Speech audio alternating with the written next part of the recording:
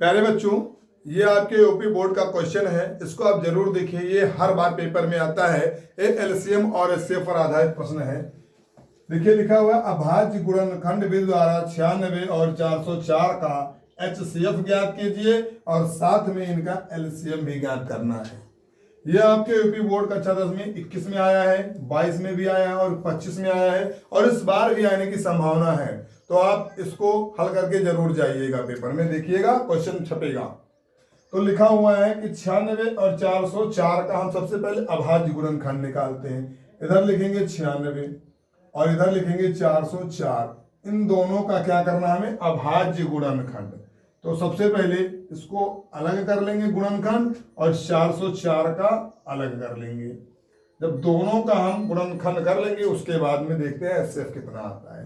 तो सबसे पहले इसको काटेंगे तो 48 दूना 96 हो जाएगा, फिर 2 से काटेंगे तो 24 हो जाएगा, फिर 2 से काटिए तो 2 एक कम 2, 2 दूनी 4 यानी 12 हुआ, फिर 2 से काटेंगे तो 6 मिला, पुनः 2 से काटना है 3 मिला, फिर 3 से काटेंगे तो 1 मिलेगा। सबसे पहले हमें सबसे छोटी अभाज्य संख्या 2 से काटना है, फिर 3 से काटना है, फिर 5 से, यानी जितनी अभाज्य संख्या उन्हीं से हमको काटना है।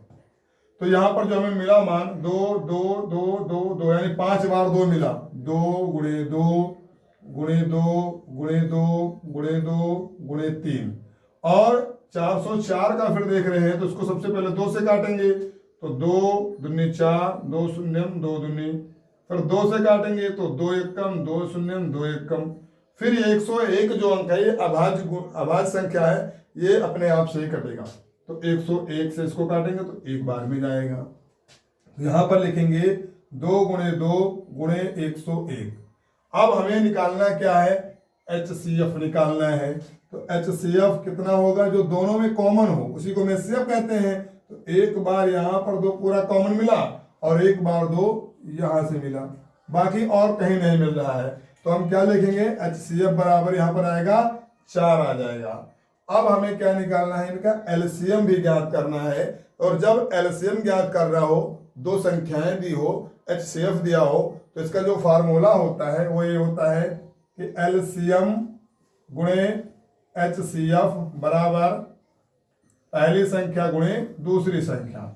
इस फार्मूले को आप याद कर लीजिए, ये पक्का है, इस क्वेश्चन में लगता है और हर जगह जहां पर तीनों मान दिए होते हैं वहां पर जरूरत होती है इनकी। तो हमें निकालना है क्या? एलसीएम। तो एलसीएम को हम यहाँ रोक लेते हैं और इधर ए गुणे बी, इसको हम ये मानेंगे, इसको बी मानते हैं। ए बराबर 96 है और बी बराबर 404 है। और जो एचसीएफ हमारा इधर आएगा, एचसीएफ कितना है? 4 आया है। अब इस 4 से हम इन दोनों के गुणनफल को भाग देंगे। तो काट दे रहे हैं 4 एकम 4, इसको भी काटेंगे तो 4 एकम 4, 4 शून्यम, फिर 4 एकम 4, यानी जो एलसीएम हमारा मिल रहा है वो कितना मिल रहा है? 96 गुणे 101 है। अब इन दोनों का गुणा करेंगे अगर तो 96 एकम 96 के 6, कैरी आया 9, फिर 96 शून्यम शून्य, फिर 9 जोड़ देंगे इसमें, फिर 96 एकम 96। तो जो एलसीएम हमारा आया ये इतना आया 96 96 और एचसीएफ आया 4। तो दोनों इसमें ज्ञात करना था, एचसीएफ और एलसीएम। अगला क्वेश्चन इसी पर फिर देखते हैं। दूसरा क्वेश्चन लिखा है कि 65 और 117 का एचसीएफ को 65m-117 के रूप में दर्शाया गया है।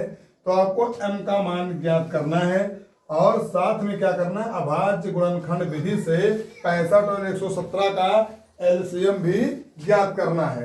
तो और इसमें दिया हुआ है कि 2017 में क्वेश्चन आया है, 23 में आया है और 24 में भी आया है। तो आप जान सकते हैं कितना इंपॉर्टेंट क्वेश्चन है।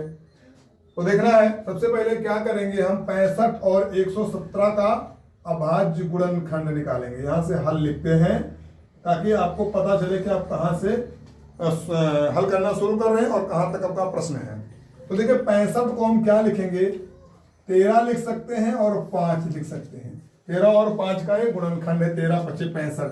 आप ऐसे करके देखिएगा, सबसे पहले 5 से काटिएगा तो 5 13, फिर 13 से काटिएगा तो कट जाएगा। फिर इसी प्रकार आपका 117 है तो 117 को आप क्या लिख सकते हैं? 13 गुणे 9 लिख सकते हैं, यानी 13 गुणे 3 गुणे 3 कर सकते हैं।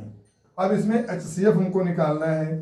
HCF बराबर क्या होगा, जो दोनों में कॉमन हो, यानी 13 दोनों में कॉमन है, तो ये 13 आपका क्या हुआ, HCF हुआ।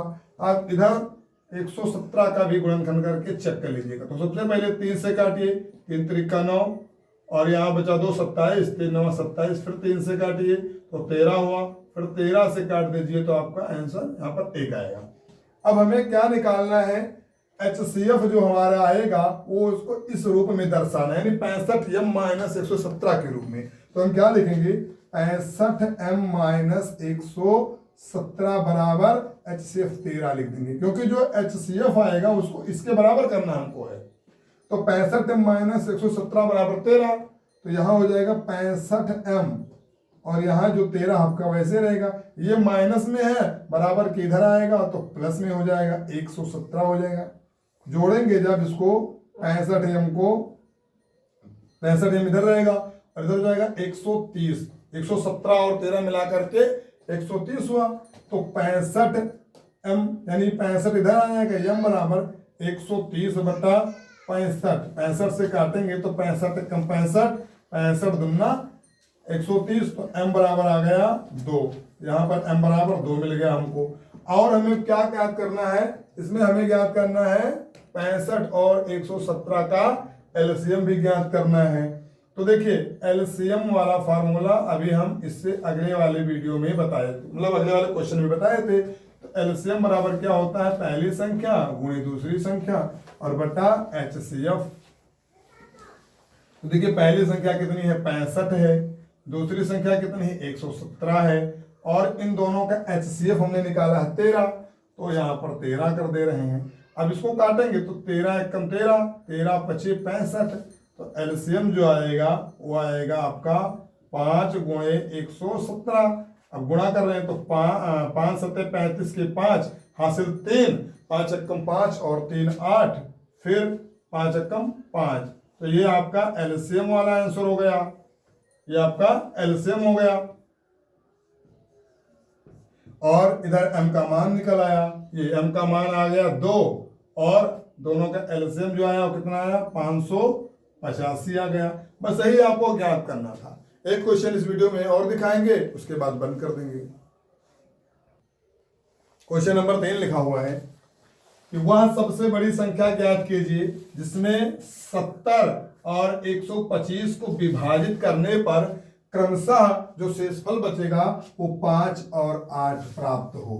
आपको सबसे बड़ी से बड़ी संख्या ज्ञात करने को जब कहे तो आपको क्या करना है, HCF ज्ञात करना है, और जब आपको न्यूनतम कहे या कम से कम कहा जाए तो आपको LCM ज्ञात करना है। तो यहाँ पर आपके जो है अधिकतम संख्या दी गई है और या बड़ी से बड़ी दी जाए तो क्या करना है, HCF। तो देखिए इसमें जब शेषफल 2 बार बचे और अंक 2 बार दिए हो तो पहले अंक में से पहले शेषफल को माइनस करेंगे और दूसरे अंक में से इस दूसरे शेषफल को माइनस करेंगे।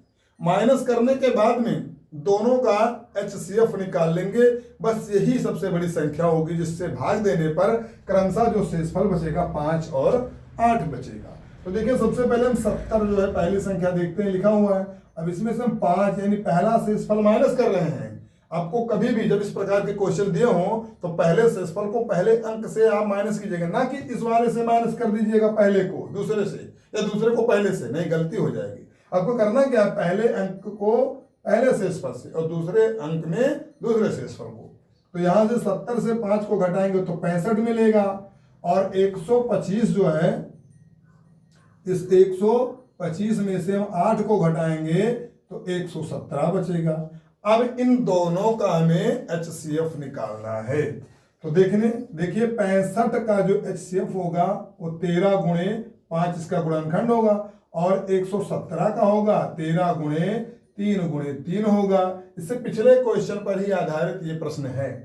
तो HCF क्या होगा, इन दोनों का 13 होगा, दोनों में जो कॉमन हो रहा है इसको हम HCF कहेंगे। HCF मिल गया हमको जो हमें ज्ञात करना था। अब हमें क्या करना है, सबसे बड़ी से बड़ी संख्या, ये 13 ही सबसे बड़ी संख्या है जिससे भाग देंगे तो 5 और 8 आएगा। चलिए देखते हैं सही है कि गलत है। तो इस 13 से हम पहली संख्या यानी 70 को भाग देकर चेक कर रहे हैं। तो देखते हैं 5 शेषफल आता है कि नहीं आता है। 13 पचे 65, तो यहाँ पर कितना बचा 5, ये आपका शेषफल आ गया।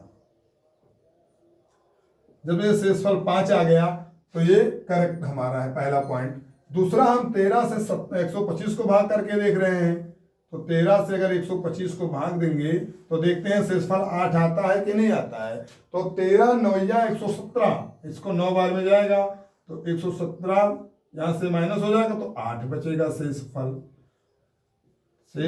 8 आ गया। यानी जो हमारा HCF 13 आया है यही इसका सही आंसर है।